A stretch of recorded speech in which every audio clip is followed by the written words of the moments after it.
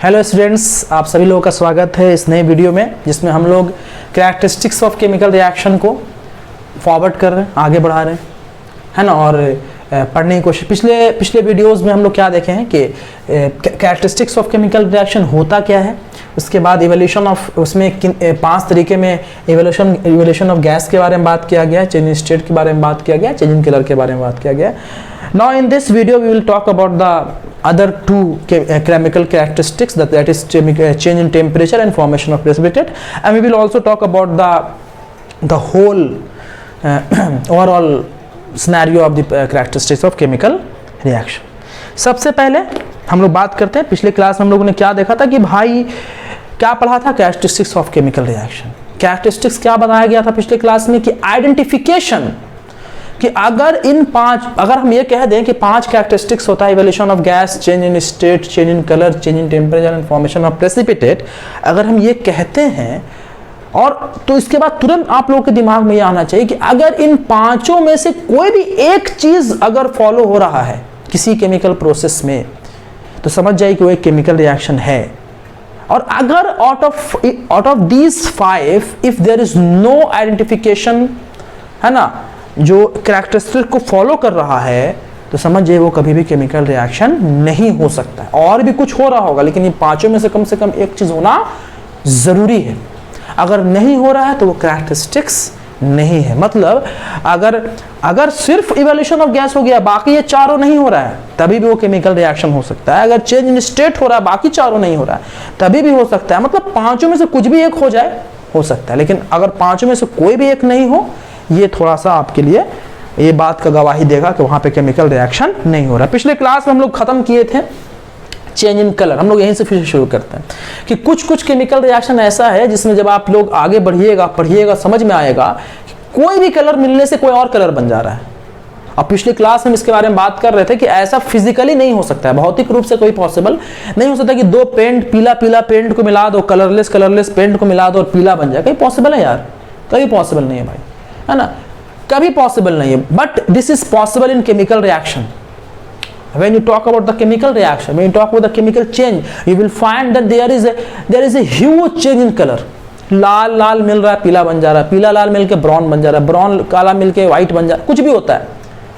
अभी तो फिलहाल में 10वां क्लास केमिस्ट्री पढ़ रहे हैं। When you talk about when you study the chemistry of 11, 12, 13, 14, part 1, part 2, part 3, there are people who actually do MSc in chemistry, masters in chemistry, think which type of chemical substance he is dealing with, which type of chemical reaction he is dealing with, which type of color change हो सकता है वहाँ पे हो रहा हो। आप खुद सोच सकते हो वहाँ पे कैसा हो रहा होगा यार, है ना। यहाँ तो फिलहाल इतना ही में हम लोग बोल रहे हैं कि यार लाल पीला कैसे हो जा रहा है, लेकिन वहाँ पे सोचो जब वो लोग खुद इतना जब सारा चीज़ कर रहा है तो किस तरह से हो रहा हो। फिर आते हैं हम लोग चेंज इन कलर कि ये कलरलेस था, ये भी कलरलेस था, ये क्या हो गया, ये येलो हो गया। जब ये येलो हुआ इसका मतलब है कि ये एक आइडेंटिफिकेशन है, ये एक कैरेक्टरिस्टिक्स है कि यहाँ पे क्या हो गया है, यहाँ पे चेंज इन कलर हुआ। चेंज इन कलर हुआ तो ये केमिकल रिएक्शन का क्या है, ये केमिकल रिएक्शन का एक पहचान है। पहचान मतलब आइडेंटिफिकेशन, मतलब कैरेक्टरिस्टिक्स, ठीक है, पहचान, समझिए। चलिए अब हम लोग आज बात करते हैं 4th पे, चेंज इन स्टेट। ये बड़ा ही शानदार सा टॉपिक, इसलिए इसको नए वीडियो में हम पढ़ाने की कोशिश कर रहे हैं। बड़ा ही शानदार सा टॉपिक है कि जब आप बहुत सारे केमिकल रिएक्शन को देखोगे ना, तो इसमें चेंज इन स्टेट होता है। What do you mean by change in state? There are many substance जहाँ पे आप 2 चीज़ को मिलाओगे, या तो वहाँ पे वो गर्म होना शुरू हो जाता है।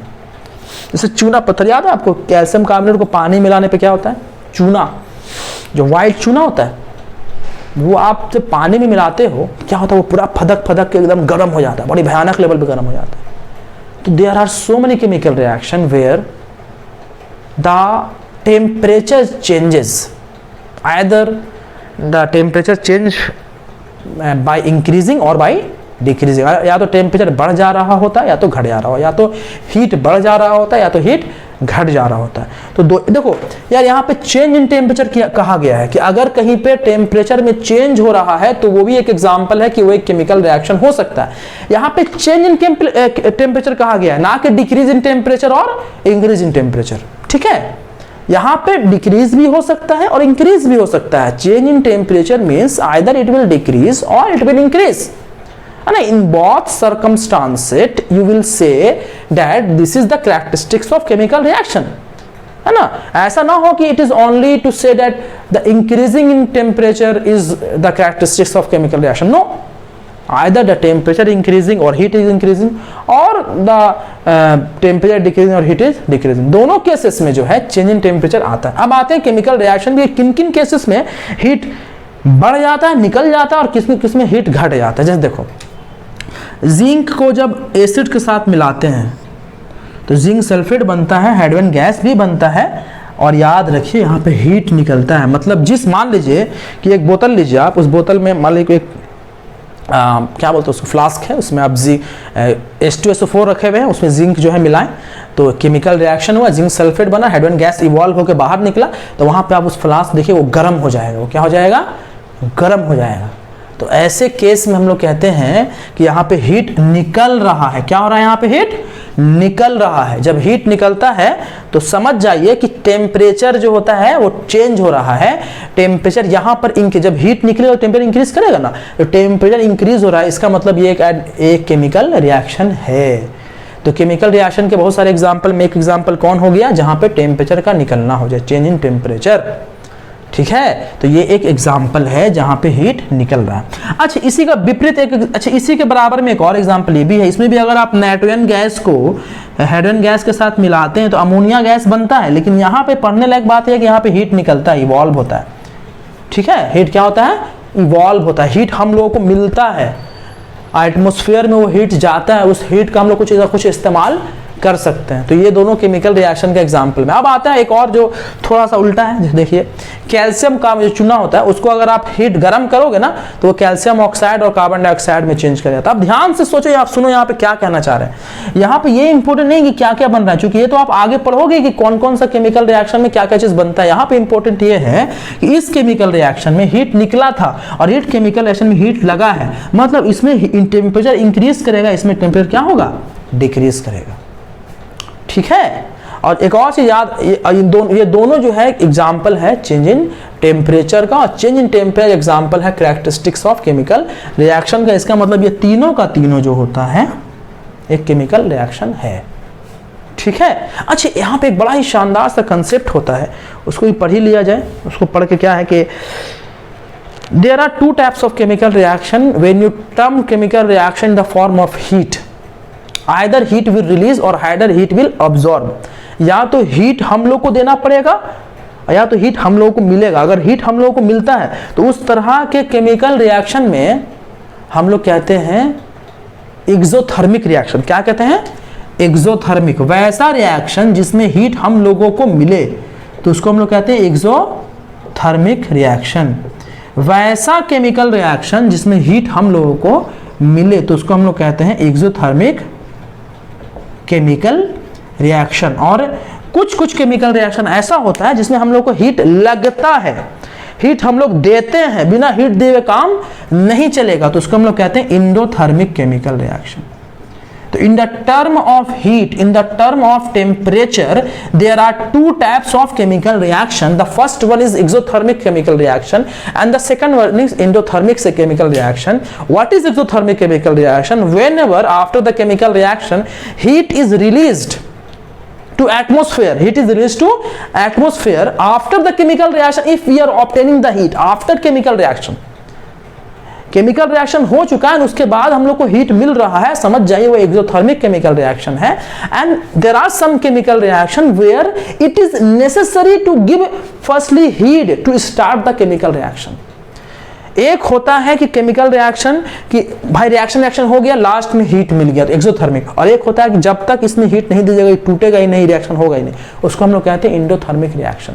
मतलब जिसमें हीट रिलीज हो रहा है उसको हम लोग कहते हैं exothermic reaction. While where the heat is absorb, where the requirement of heat is taken place in any chemical reaction, that chemical reaction will call endothermic chemical reaction. We will also talk about the exothermic and endothermic chemical reaction details. तो ये हम लोग का हो गया चौथा characteristics of chemical reaction, ठीक है। अब हम लोगों का जो पांचवा है फॉर्मेशन ऑफ प्रेसिपिटेट। तो सबसे पहले जानेंगे कि प्रेसिपिटेट क्या होता है। फॉर्मेशन का मतलब तो आप लोग सब जानते हैं कि क्या होता है फॉर्मेशन। तो सबसे पहले जानेंगे कि प्रेसिपिटेट क्या होता है। देखिए, कोई केमिकल रिएक्शन हुआ, केमिकल रिएक्शन होने के बाद कुछ कुछ केमिकल सब्सटेंस ऐसा होता है जो हाफ सॉलिड के फॉर्म में, ना तो वो लिक्विड होता है ना तो वो सॉलिड होता है, गीला चा कचरा होता है ना, उस तरह के फॉर्म में वो नीचे आके बैठ जाता है, उसी को हम लोग कहते हैं प्रेसिपिटेट। जैसे ये केमिकल रिएक्शन समझने के लिए सिर्फ चाय पत्ती क्या है, चाय बना, चाय पत्ती जो है फिर नीचे आके बैठ जाता है, वो चाय पत्ती क्या एक तरह का प्रेसिपिटेट हो गया, उसका काम हो गया, अब वो नीचे आके बैठ। In the chemical reaction when chemical substance after reaction when you find in semi solid, neither it is in liquid nor it is in solid, तो उसको हम लोग कहते हैं precipitate। तो अगर किसी केमिकल चेंज में, किसी केमिकल प्रोसेस में प्रेसिपिटेट भी बन जा रहा है ना, तो समझ जाइए कि वो एक एग्जांपल है कि वहां पे केमिकल रिएक्शन हो रहा है। और यहाँ पे देखिए ये वाला जो एग्जांपल है PbNO3 और इसमें जो ये PbI2 जो बनता है, यही वाला एग्जांपल है। देखिए ये कलरलेस हुआ करता है, ये भी कलरलेस, कोई कलर का नहीं होता, लेकिन ये जो येलो कलर का जो बनता है PbI2 लीड आयोडाइड जो बनता है वो प्रेसिपिटेट के फॉर्म में रहता है। तो ये एक एग्जाम्पल है फॉर्मेशन ऑफ प्रेसिपिटेट का।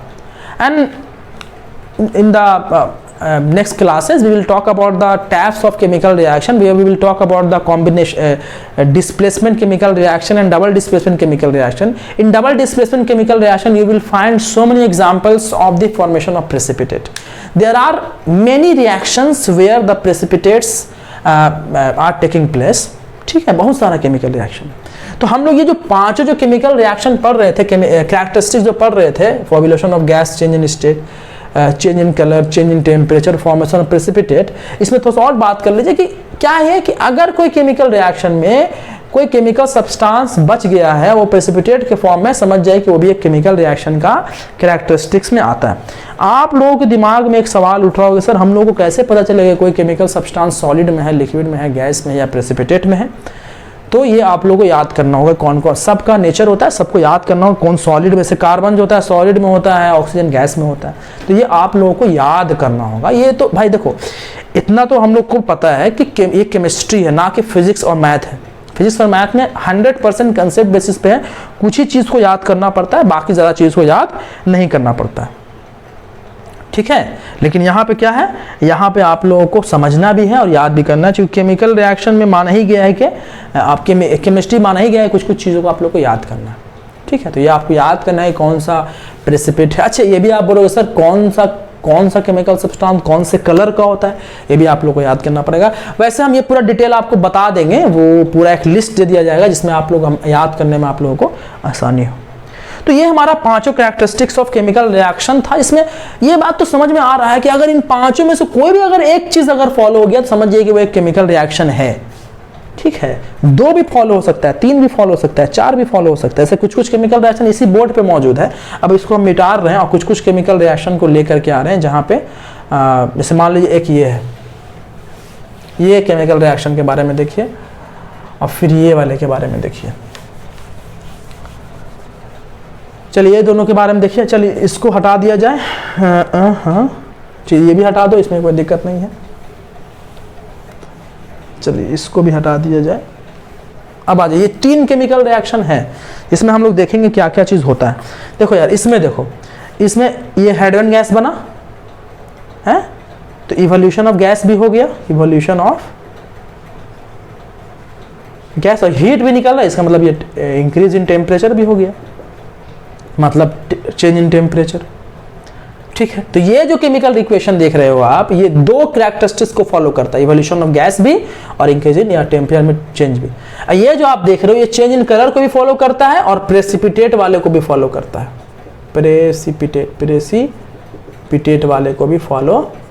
ये वाला जो है आपका देखिए, ये चेंज इन स्टेट को भी फॉलो करता है, इवोल्यूशन ऑफ गैस को भी फॉलो करता है। There will be very so many chemical reaction where you will find 2 or more than 2 characteristics of chemical reaction, but remember one thing, it can be 2 characteristics, it can be 3, 4, 5, है ना, that all will be called the chemical reaction। But अगर एक भी characteristics show नहीं कर रहा है, समझ जाए कि वो एक केमिकल रिएक्शन नहीं होता है। तो केमिकल रिएक्शन होने के लिए सबसे इंपॉर्टेंट वो ये है कि क्या होना चाहिए, वो कि वो पांचों में से कोई भी एक कैरेक्टरिस्टिक्स फॉलो करना चाहिए। क्या होता है पांचों characteristics? At the end we are going to talk about the 5 characteristics. The evolution of gas, या तो गैस निकल रहा हो, चेंज इन टेम्परेचर, या टेम्परेचर घट या बढ़ रहा हो, चेंज इन स्टेट, या तो सॉलिड से लिक्विड, लिक्विड से सॉलिड, सॉलिड से गैस, गैस से सॉलिड हो रहा हो, चेंज इन कलर, या तो येलो से ब्लू, ब्लू से कलर, चेंज इन कलर हो रहा हो, या फॉर्मेशन ऑफ प्रेसिपिटेशन। पांचों में से अगर कोई भी एक चीज हो रहा है तो श्योर है कि वो केमिकल रिएक्शन है। 2 चीज भी हो सकता है, 3 भी हो सकता है, 4 भी हो सकता है, 5 भी हो सकता है, लेकिन कम से कम एक होना जरूरी है। ठीक है, ये हम लोगों का मामला है। बात समझ गए?